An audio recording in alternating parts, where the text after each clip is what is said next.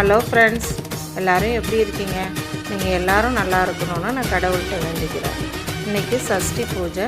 அதுக்காக நம்ம முருகருக்கு எப்படி வெற்றிலை தீபம் ஏற்றலான்னு பார்க்கலாம்.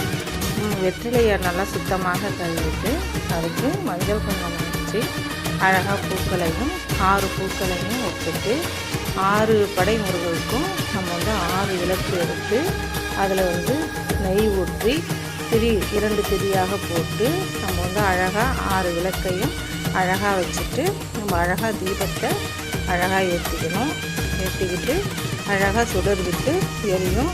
6 விளக்கு ஏற்றும் போதும் முருகா முருகா முருகா என்று நம்ம 6 முறை சொல்லணும். சொல்லிவிட்டு அப்படியே சாம்பிராணி போட்டுட்டு நம்ம சூடத்தையும் விட்டுட்டு அழகாக காமிச்சிட்டு வெற்றிவேல் முருகனுக்கு அரோகரா, வெறுவேல் முருகனுக்கு அரோகரா, கந்தவேல் முருகனுக்கு அரோகரா. அவ்வளோதான் ஃப்ரெண்ட்ஸ்.